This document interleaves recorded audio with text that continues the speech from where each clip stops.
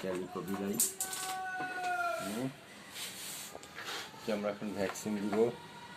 Vaccine খায়া বলবে ও বাবা গো মা গো। বয়স কত হইল? মনে হয় 3 বছর পার হয়েছে। 3 বছর হয়ে গেছে না? মাশাআল্লাহ। এখন আমরা ওকে বিসমিল্লাহ দেখি তুমি ব্যথা পাও কিনা। আরে ও তো বুঝলোই না, বুঝছে?